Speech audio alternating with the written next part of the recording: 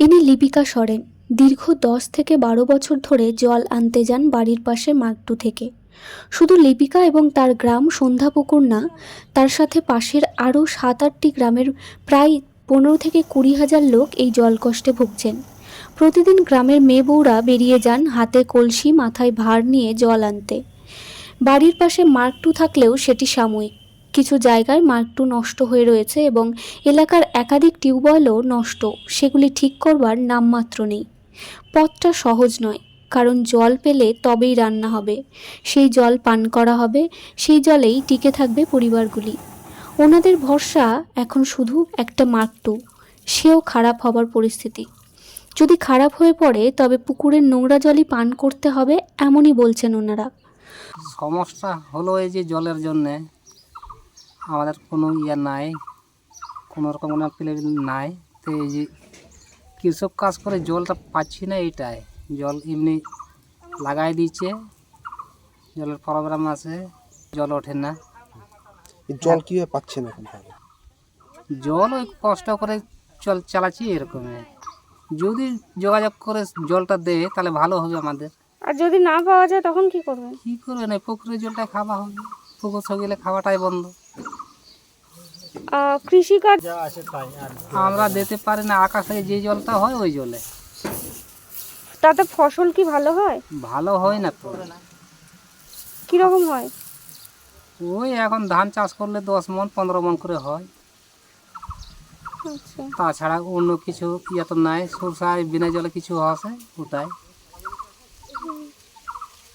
আর জায়গায় জায়গায় যে মার্শাল বসাইছে, গম ফেলাচ্ছে, যার রায় যেরকম আছে এরকম। তাছাড়া আমাদের চাষবাস কিছু ওটাও নাই।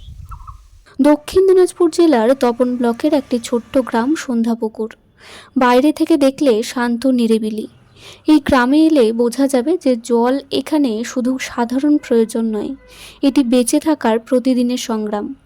বাচ্চা থেকে বৃদ্ধ সবাই জল কষ্টে রয়েছেন। জল আনতে দেরি হলে বাচ্চাদের স্কুলে যেতে দেরি হয়ে যাচ্ছে। বয়স্করা দূর থেকে জল বয়ে আনতেও পারেন না।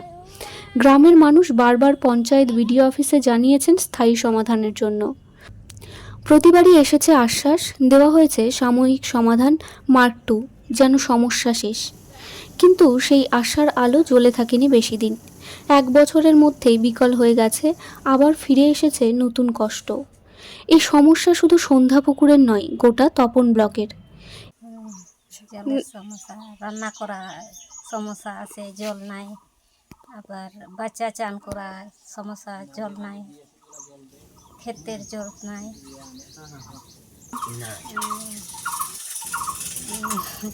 জল খাওয়ার আমাদের জীবন, জল না পালে কোথায় জীবনটা বাঁচবে?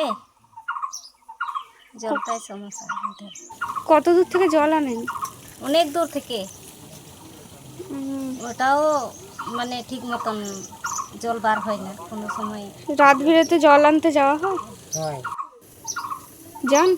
হ্যাঁ, না থাকলে যাওয়া হয়। কোথাও গিয়ে কি মানে ভয় টয় লাগে? লাগবে না, রাত্রে বেলা ভয় লাগবে না? ভয় লাগে তো। তপন ব্লকে দীর্ঘদিনের পানীয় জলের সমস্যার প্রধান কারণগুলি হল ভূগর্ভস্থ জলের স্তর অস্বাভাবিক নিচে নেমে যাওয়া, আর্সেনিক বা ফ্লোরাইড দূষণ এবং পানীয় জল প্রকল্পের কাজ ধীরগতিতে চলা বা অসম্পূর্ণ থাকা। গ্রীষ্মের আগে থেকেই এই এলাকায় জলের তীব্র হাহাকার দেখা দেয়। বাসিন্দাদের প্রায় 1-1.5 কিলোমিটার দূর থেকে জল আনতে আছে হয়। মানে মাট্টু, ওটা মানে আগে মানে জল বের হচ্ছিল না। আর তারপরে মানে জল যখন বর্ষা হয় তখন এই জল আসে, না হলে এই খরার সময় জল থাকে না। সেটা আর এই যেটা এটা নতুন করেছে, এটা মানে জল বের হচ্ছে কিন্তু ঘোলা, এই হলুদের মতন। তারপরে এই যে বালু, মানে হলুদ বালু বের হয় না, ওগুলো বের হচ্ছে। এটাই আমাদের সমস্যা, নাহলে কিছু সমস্যা নেই।